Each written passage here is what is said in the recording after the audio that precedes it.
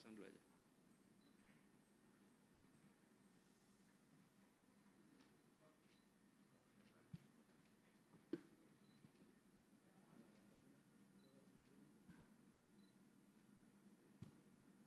Yang saya hormati, Yang Mulia Bapak Tamura Masami, Deputy Chief of Mission dari Kedutaan Besar Jepang. Yang saya hormati Bapak Lee Johnson, Counselor dari Kedutaan Besar Korea untuk Republik Indonesia. Bapak Oliver Richards, Country Director, UK Department of International Trade. Yang saya hormati Komisaris Utama PT MRT Jakarta, Bapak Saogi, Pak Dirut, yang saya hormati Pak William Sabandar, kemudian Komisaris Tamrin 9 Complex, Bapak Indrajati Sidi, Profesor Doktor, juga yang saya hormati Direktur Tamrin 9, Bapak Alvin Ghazali, beserta seluruh jajaran, juga yang saya hormati para mitra yang barusan menandatangani kerjasama, Bapak Siroki, Bapak Rino, dan juga Bapak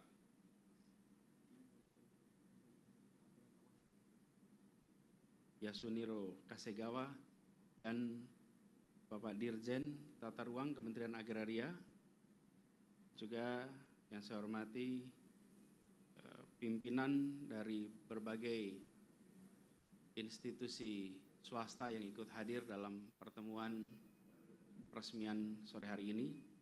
Juga yang saya hormati para peserta TOD Forum 2022. Assalamualaikum warahmatullahi wabarakatuh. Selamat pagi, salam sejahtera untuk semuanya. Bapak Ibu sekalian saya hormati, forum ini satu podium tapi dua audiens. Satu audiensnya di sini, satu lagi audiensnya di TOD Forum. Disiarkan harusnya langsung di sini. Karena itu izinkan saya meneruskan sebagai bagian dari pembukaan TOD Forum, ya sambutan di sini, ya sekaligus sambutan di sana. Jadi saya ingin teruskan untuk bisa nyambung ke dua-duanya. Karena kita nggak kelihatan live-nya di sini nih, pada dua tempat ini.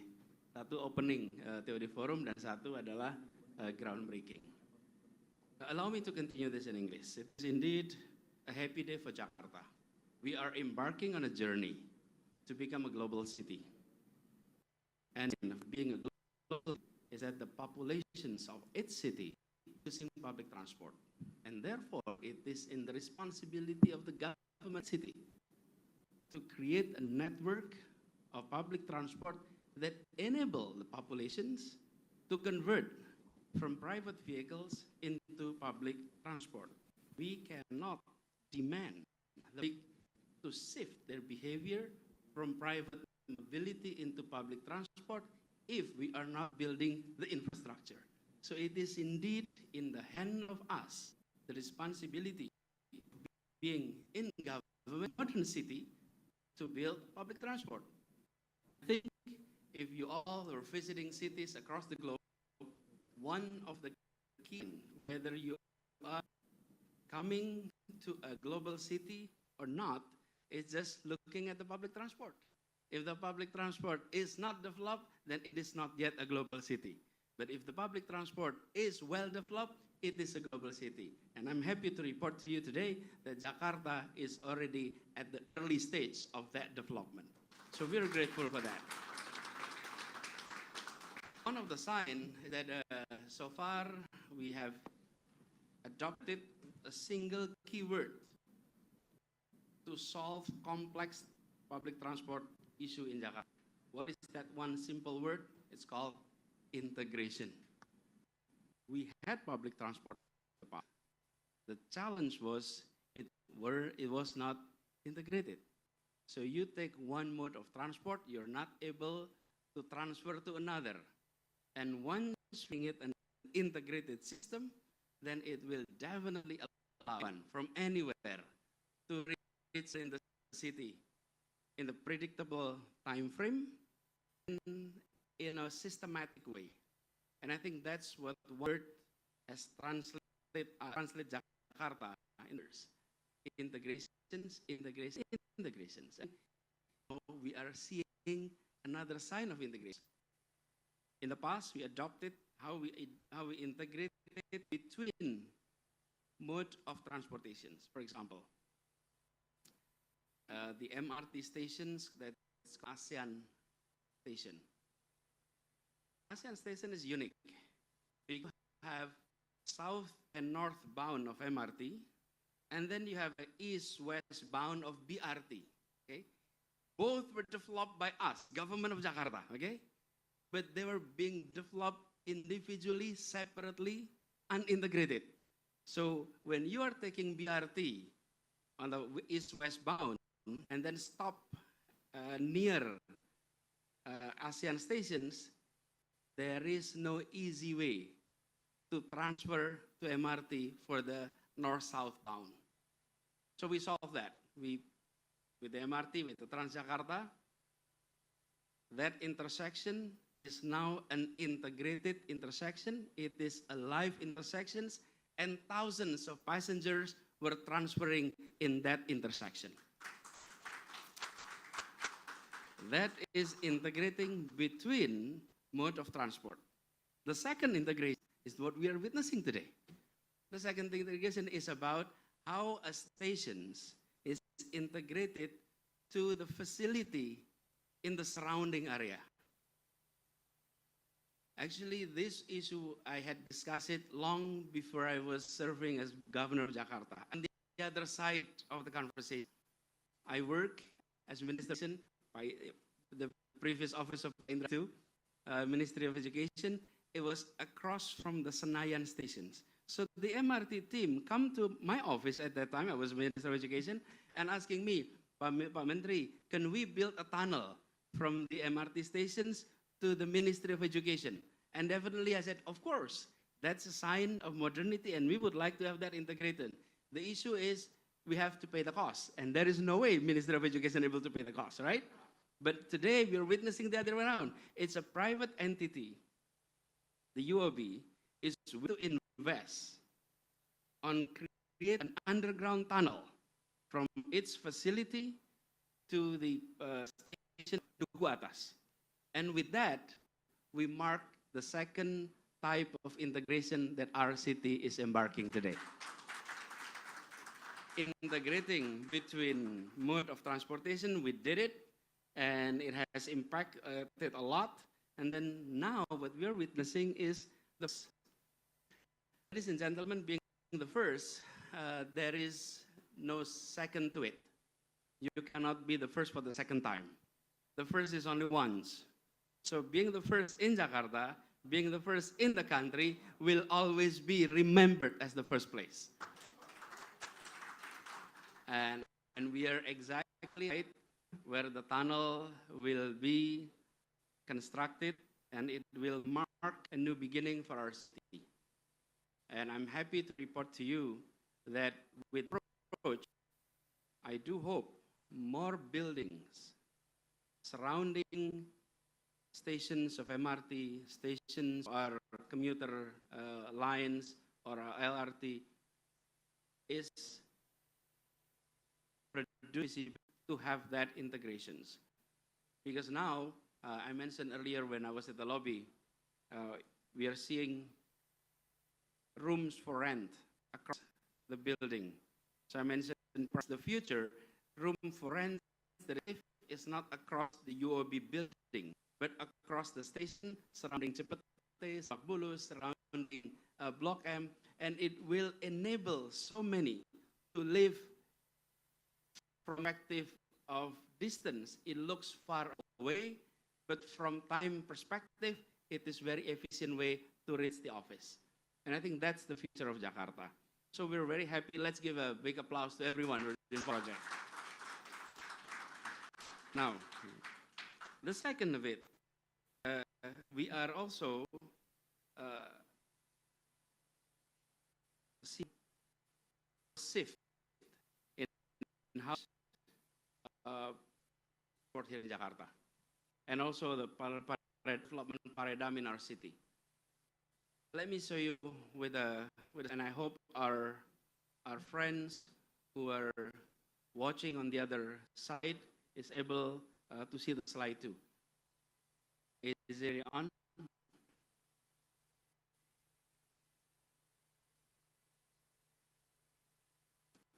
Look, this is a very interesting challenge. Sudah muncul di sini. Apparently there is a technical issue. Let me check. All right, there we go. Look, the population is 11 million, but the registered motorcycles is 16 million. That is challenging in the city of Jakarta. And we have 3.5 million cars. If we are not converting, it is an issue. So how do we do it? I'm not going to go all this detail, but this is the strategy. All right, it takes a little bit of time. It is not as integrated as the MRT.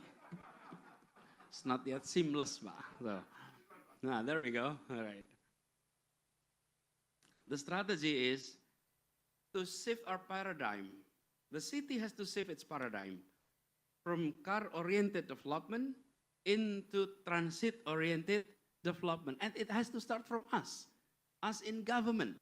If we are in government not shifting our paradigm, the change will never take place. As simple as that. It just never take place. Look, what is car-oriented development? It is corridor-based. You see in the far top left, corridor-based, it means that we regulate our zoning based on the size of the corridor. If you are having a building in a big area, a big street like Jalan Jenderal Sudirman, you will be allowed to construct high-rise tower. But if you are staying in a narrow street, you're only allowed to build 2-3 floors of building.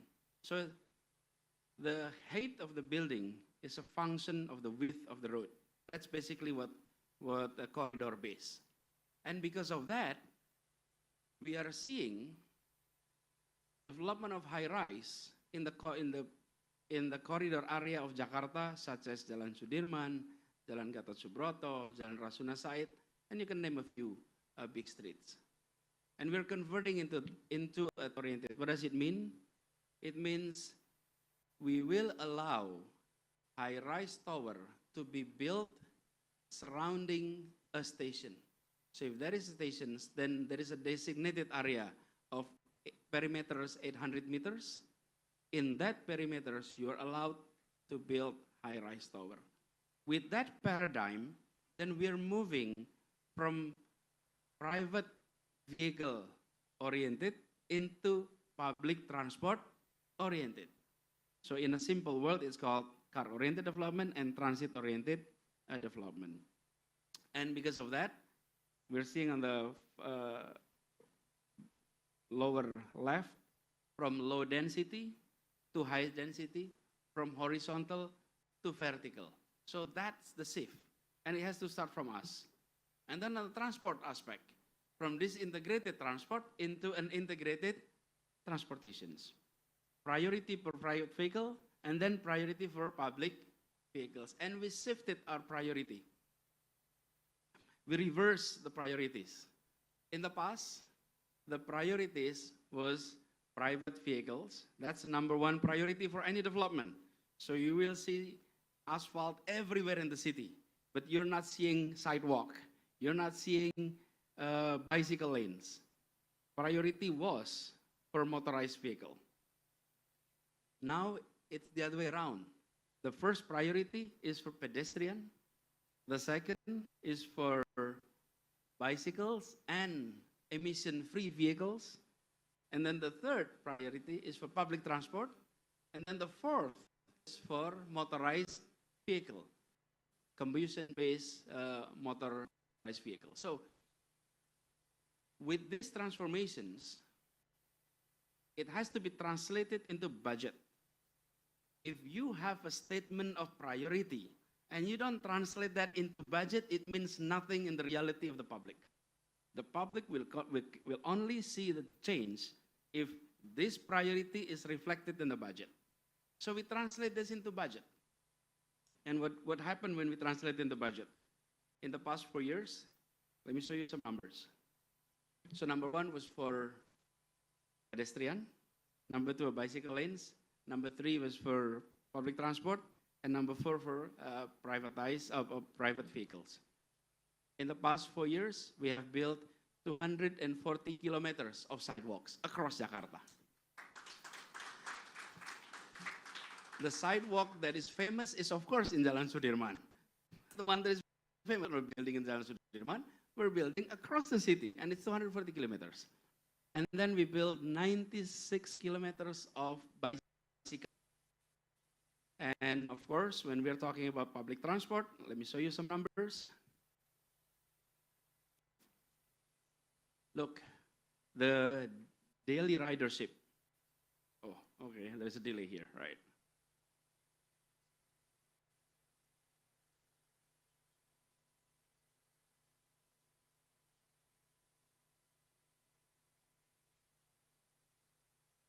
Okay, the daily ridership of Jakarta public transport. Look at the one on the bottom. I'll show you.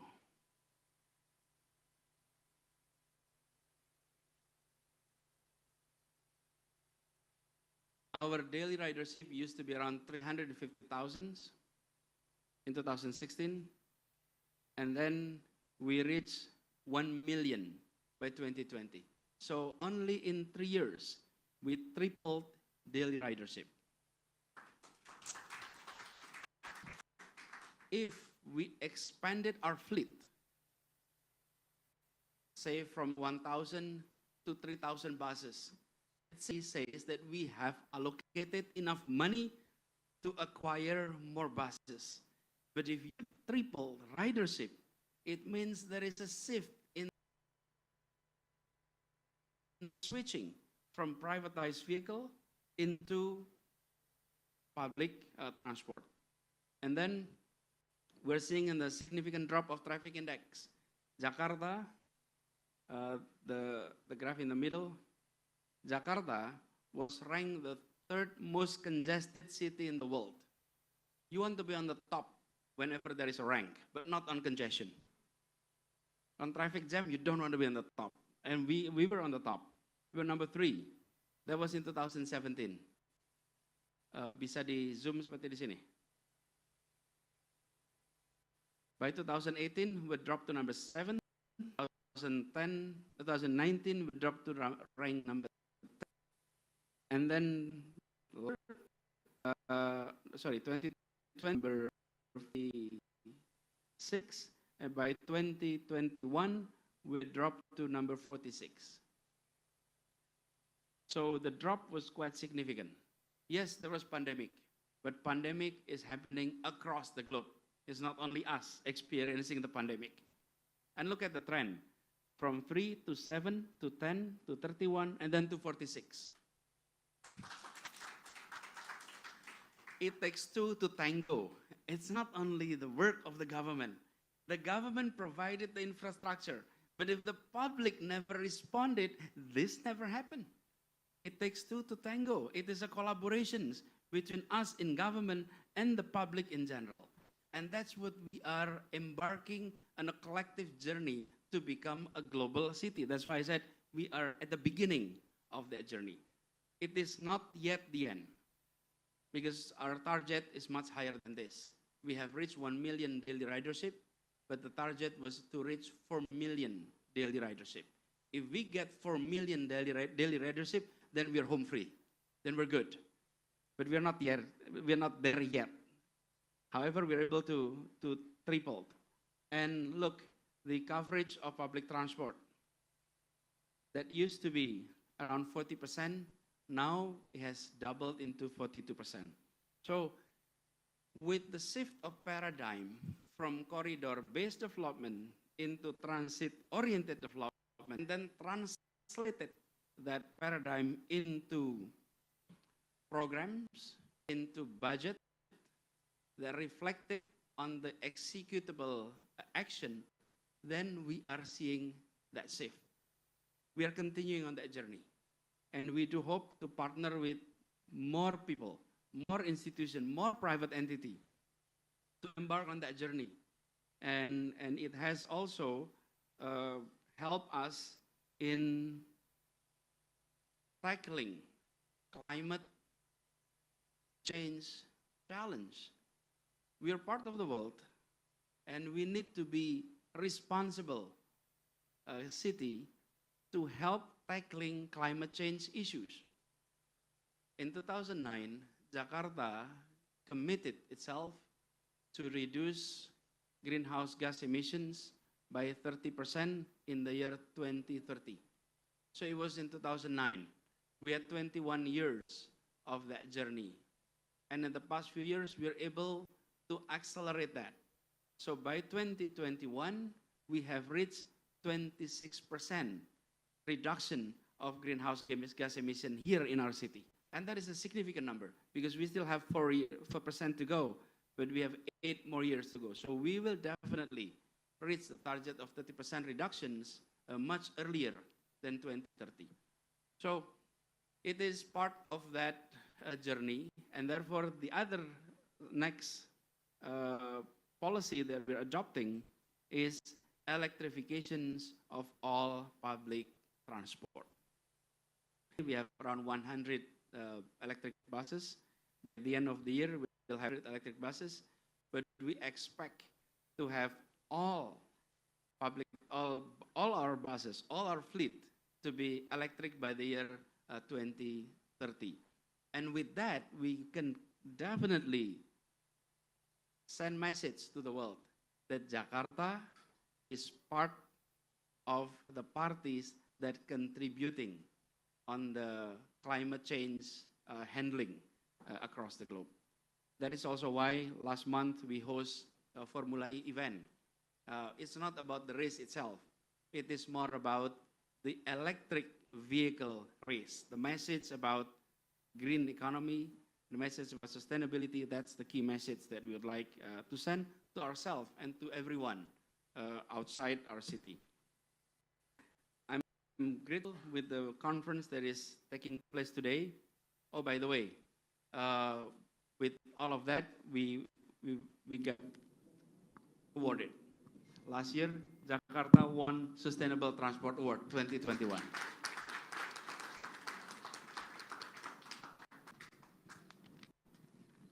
Let me underline, this award is measuring the change from year to year. It is not about the level of services or the level of complexity that our public transport has achieved. So we have many other cities that have already have better public transport, but the difference is Jakarta is being rated for making the largest change within the years that were being measured. So we are the one. And anyway, let me end this by sharing to you that embarking on this journey may be new to us, but may not be new to cities across the globe. We would like to learn. We would like to exchange our experience. We would like to adopt what has been successful and avoid what has been a failure. The do and the don'ts in these transformations from car-oriented into transit-oriented development. Because we, just on this issue, integrating our station into buildings across the, surrounding the stations. Some of our stations were not designed at the design stage to have an area built as an addition existing plan. So only, I think on this place, yeah, that you have leave some space within the stations, within the exit area, so that you can build connection. Otherwise, you have to do drilling, you have to build, basically reconstruct the stations. So we need to learn our lessons. So in the future, all the station development from its design already assume that we may have extension, we may have additional sidewalks underground. One last point that I missed earlier is this. With this underground tunnel, it is first time for us in Jakarta and Indonesia to actually make underground a space to be utilized for public. We have always lived above the ground, on the ground, but not under the ground. So under the ground, this is the beginning. So I do hope that in the future, we may be seeing underground city, perhaps under Bundaran HI. Who knows? And then we may be seeing underground area, perhaps surrounding Senayan area. You never know. But underground were area that is less developed. We did not touch it much. So this is the beginning. And again, as a beginning, it will serve as a benchmark. So I do hope from this inaugurations and from this conference, we will be able to embark on the journey becoming a global city much faster, much more efficient, and definitely we will our TOD extended not only in the main corridor of Jalan Sudirman, but across the city, so that one day we can come back to our history, because this will take a few decades to have all of this completed. And then we can say, yes, we were part of the big journey, and all of us were part of that. Thank you to everyone who has been involved in this project. Truly appreciate your work, and also all the participants of the Transit-Oriented Development Forum. And allow me to officially open the forum. Bismillahirrahmanirrahim. For the government of Jakarta, I hereby declare the TOD Forum 22 officially open. Baik, terima kasih. Assalamualaikum warahmatullahi wabarakatuh. Waalaikumsalam warahmatullahi wabarakatuh. Sekali lagi Bapak Gubernur DKI Jakarta, kita sekali lagi berikan meriah atas presentasinya untuk tetap berada di atas panggung untuk kemudian memulai atau menekan nantinya tombol peresmian. Sebelumnya kami undang dulu untuk mendampingi Bapak Gubernur, Pak Komisaris Utama PT MRT Jakarta, Bapak Muhammad Syaugi, kemudian Diterima PT MRT Jakarta, dan juga Bapak William Sabandar. Silakan Bapak mendampingi Bapak Gubernur. Kemudian untuk Presiden Komisaris Tamrin 9 Complex, Presiden Direktur Tamrin 9 Complex, juga Global Market Director PT Bank UOB Indonesia. Menuju bangunan interkoneksi ditandai dengan penekanan tombol pada layar LI oleh Gubernur di Jakarta. Tombol yang dibalikan. Nah, itu dia. Tepuk tangan yang meriah. Kita sama hitung mundur. 3, 2, 1. Ini dia.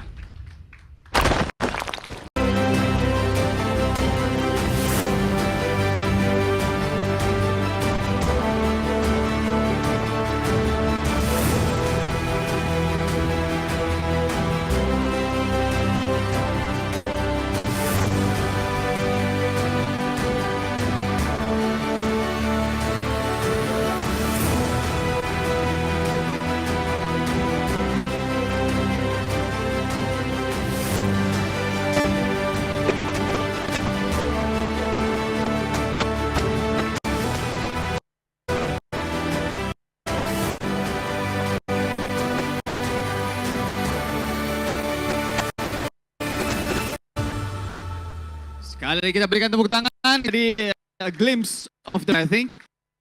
Kita sama-sama sekali lagi. Baik, terima kasih Bapak Gubernur.